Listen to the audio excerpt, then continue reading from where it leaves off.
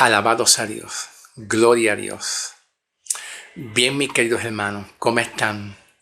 Dios me les siga bendiciendo grandemente en el nombre de Jesús. El apóstol Pablo escribe en la segunda carta de Corintios, capítulo 5, versículo 17, diciendo: de modo que si alguno está en Cristo, nueva criatura es. Las cosas viejas pasaron ya. He aquí, todas son hechas nuevas. De modo que, si alguno está en Cristo, las cosas viejas pasaron ya. Vamos a ver cuáles son esas cosas viejas que pasaron. Y Pablo también dice: he aquí, todas las cosas son hechas nuevas. Me pareció un buen tema, muy edificante para la iglesia. Y es por eso que decidí compartir este tema, para la gloria y la honra del Señor Jesucristo. Así que vamos a comenzar en el nombre de Jesús, ¿ok? El apóstol Pablo empieza diciendo: de modo que. La palabra de modo es como decir como resultado de. Como resultado de. El contexto lo podemos encontrar en la primera carta de Corintios. En la primera carta de Corintios, capítulo 15. Capítulo 15, versículo 2. Pablo aquí dice: por el cual asimismo, si retienen o han retenido la palabra que yo les he predicado, que esa palabra que Pablo dice, si han retenido la palabra, si han prestado atención, si han capturado la palabra, si la han guardado, si la han abrazado, si la han creído, dice Pablo, por lo cual asimismo, si han retenido la palabra que yo les he predicado, el cual también he predicado, soy salvo. Dice aquí Pablo, son salvos o somos salvos. Y luego dice Pablo, si no la creíste, si no la hemos creído, y luego Pablo dice, pues sería en vano. Si nosotros no hemos creído la palabra y no la hemos abrazado, no la hemos aceptado, pues sería en vano haber creído. Sería en vano porque no hemos creído ni la hemos atesorado en nuestro corazón. Lo más importante que aquí Pablo habla es que el capítulo 15, versículo 1 al 4, Pablo está enfatizando el evangelio.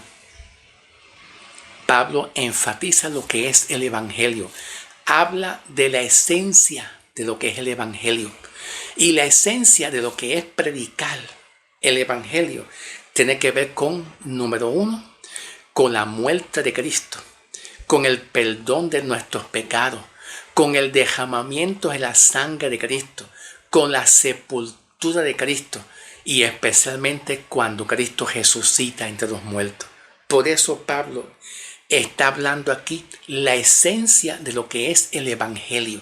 La esencia. Dice Pablo, versículo 3. Versículo 3.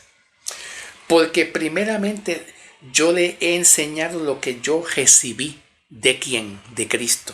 Y dice Pablo que Cristo murió por nuestros pecados. Versículo 4. Que fue sepultado y que fue resucitado al tercer día. Esta es la esencia de lo que es predicar y hablar del evangelio.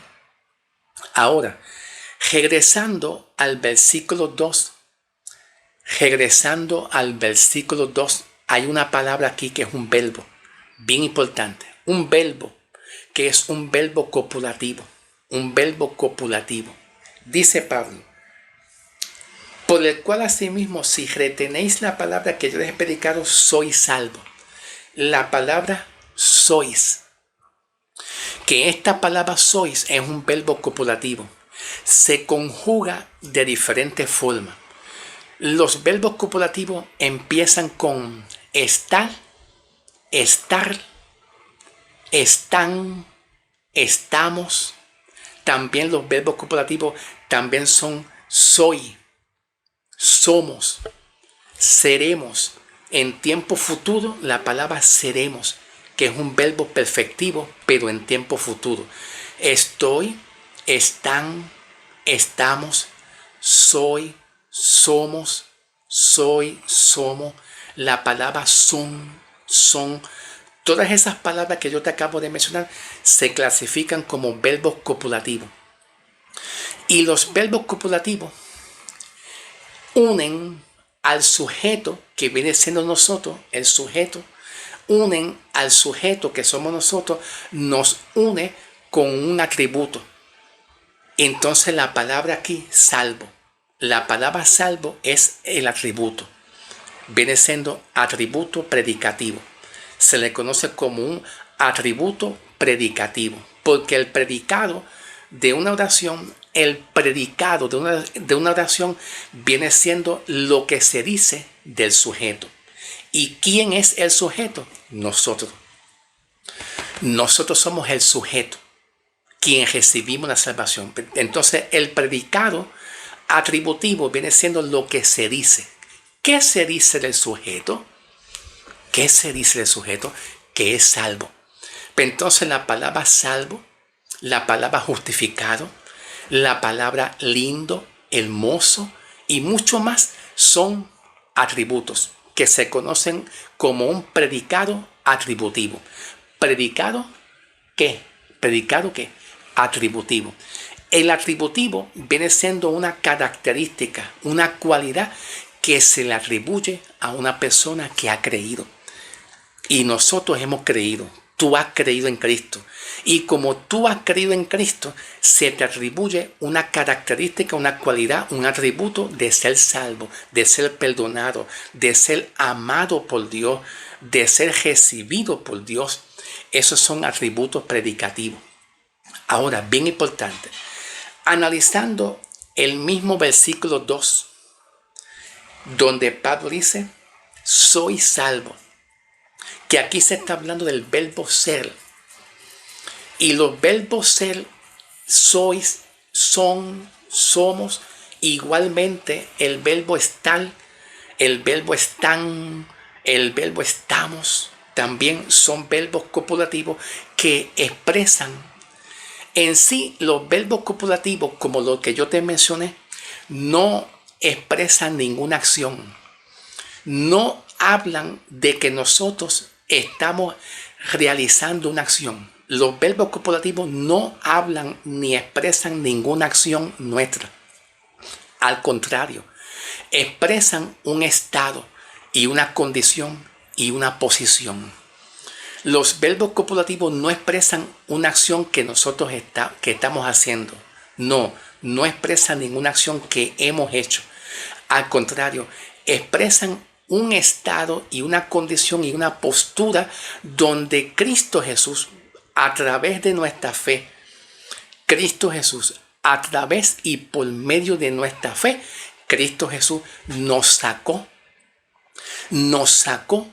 de un estado de corrupción, nos sacó de un estado de pecaminosidad, nos sacó de un estado de muerte espiritual, de una muerte espiritual, y sobre todo nos trasladó y nos llevó a Cristo para nosotros estar en Cristo. Entonces, cuando el texto en la Biblia, en la segunda carta de Corintios, segunda capítulo 5, regresamos otra vez a la segunda carta de Corintios 5, 17. Cuando el texto dice de modo o de manera que si algunos, los que están en Cristo, la palabra están, la palabra está, viene siendo un verbo copulativo, que lo que está expresando es un estado, una condición en la cual tú te encuentras. Antes nos encontramos en un estado y en una condición y en una posición de maldición del pecado. Repito, antes nos encontrábamos en una condición, en una posición, en un estado de corrupción, de muerte espiritual, de pecaminosidad. Pero ahora, al estar en Cristo, Cristo nos llevó y nos colocó en un estado de victoria.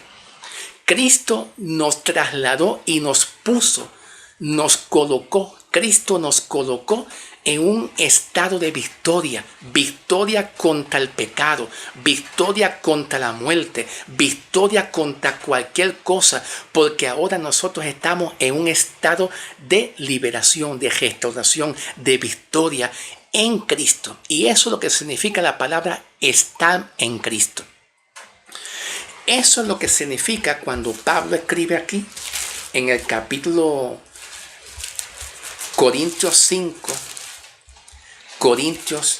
5, versículo 17, la segunda carta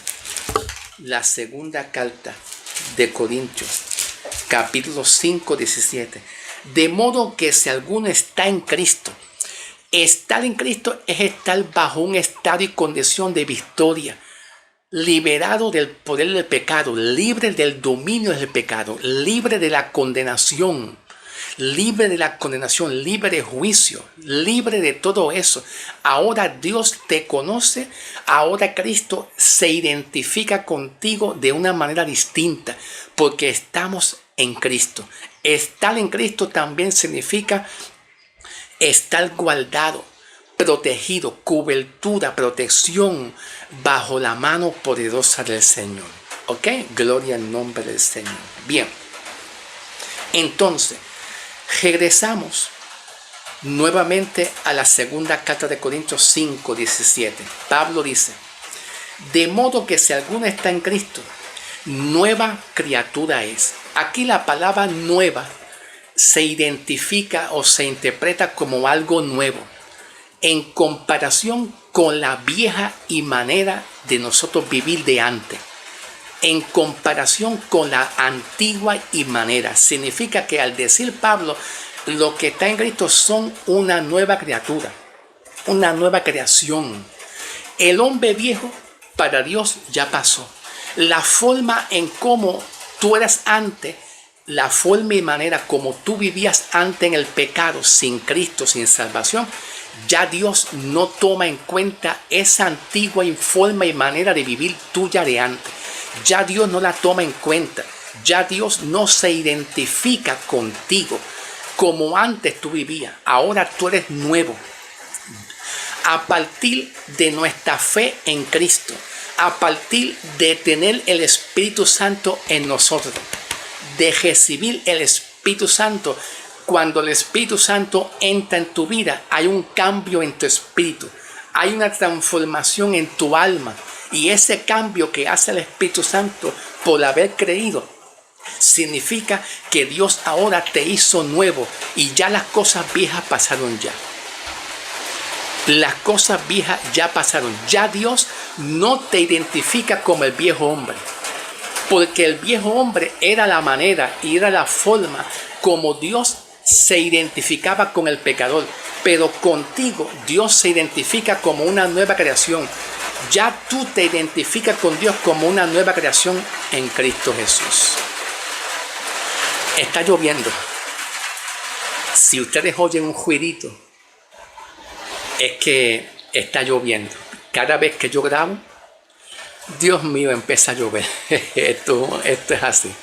Pero es una lluvia de bendición. Lluvia de bendición. De la manera como está lloviendo y hace ruido, hace un poco de ruido, así mismo Dios hará llover bendición para tu vida. Dios hará llover bendición para tu vida, para tu casa, para tu hogar, para tus hijos, tus hijas, tu ministerio, tu esposo, toda tu vida va a ser lluvia de bendición por la gracia del Señor Jesucristo. Continuamos. Para la gloria del Señor. Gloria en nombre del Señor Jesucristo. Bien. Entonces, dice Pablo, De modo que si alguno está en Cristo, nueva creación, nueva criatura es. Y dice Pablo, las cosas viejas pasaron ya. Cuando Pablo habla de las cosas viejas, la idea de Pablo en expresar a esta comunidad de iglesia de Corintios, repito, en esta comunidad de iglesia de Corintios había muchas cosas que Pablo estaba corrigiendo. Muchas cosas que Pablo estaba corrigiendo. ¿Por qué razón? Si entramos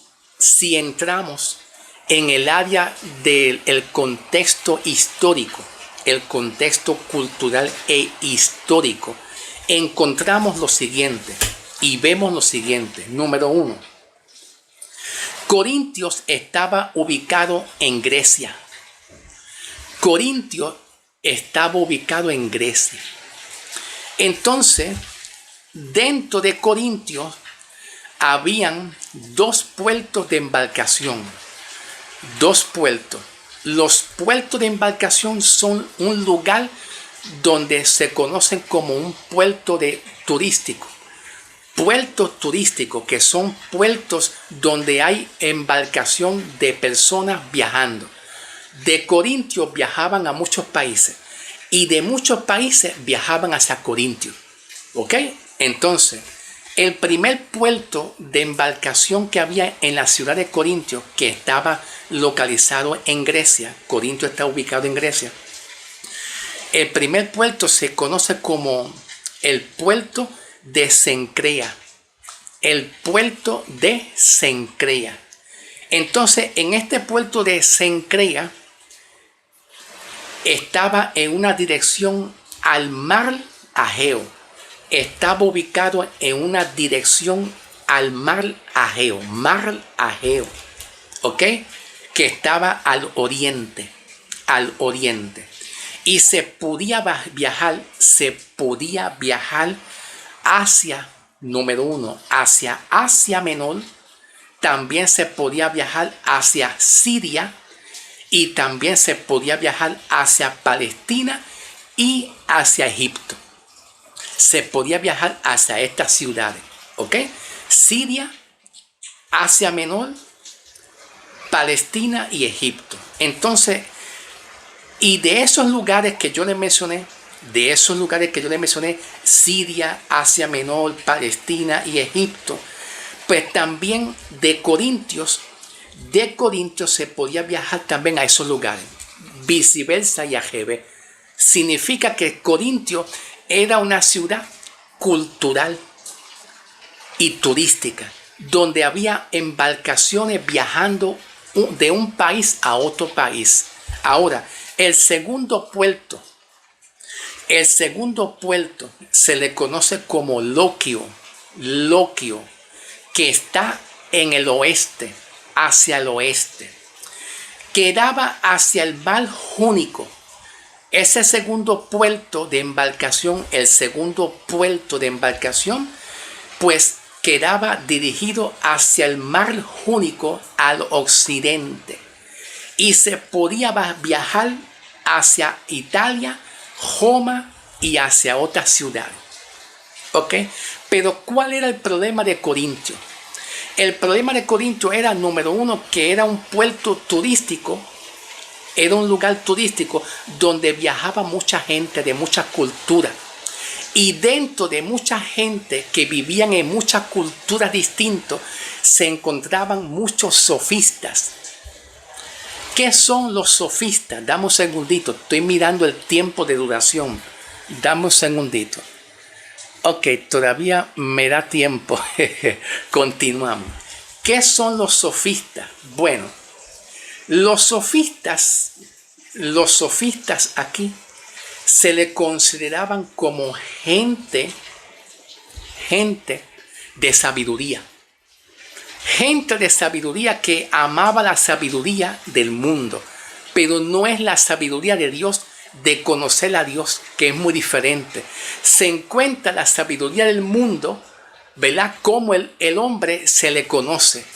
Al hombre se le conoce en este mundo por su obra, por lo bueno que se porta bien. Esa es la sabiduría del hombre. Pero dentro de la sabiduría de Dios, pues es muy diferente.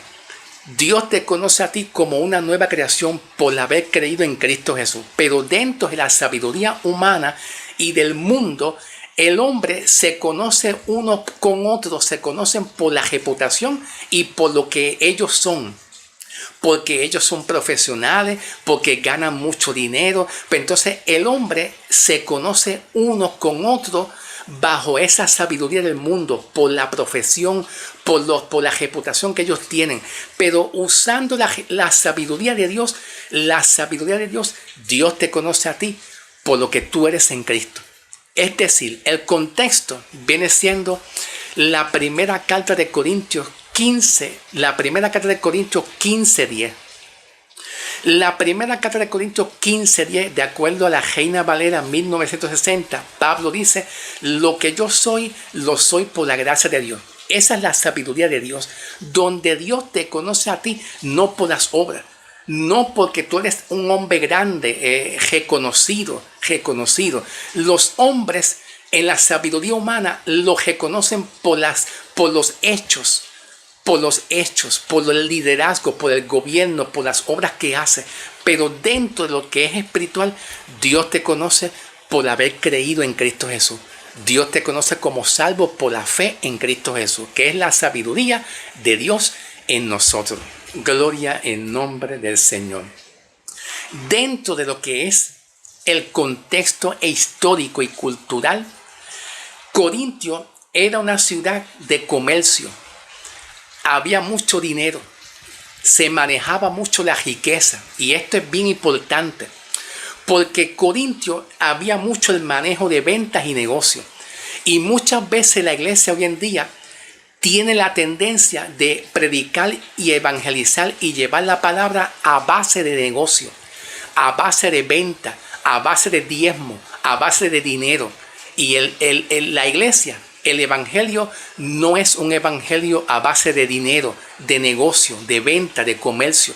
Pero Corintio era una ciudad comercial donde eran rico y millonario, y se manejaba mucho la riqueza y el dinero. Se le daba mucha importancia al dinero, y al pobre, el que era pobre, no se le daba mucha importancia. ¿Ok? Corintio, como te dije, se le consideraba como los sofistas, que es la sabiduría. La sabiduría eran los sofistas, se le conocen como los sofistas. Entonces los sofistas se caracterizaban por enseñar y hablar bien a la gente.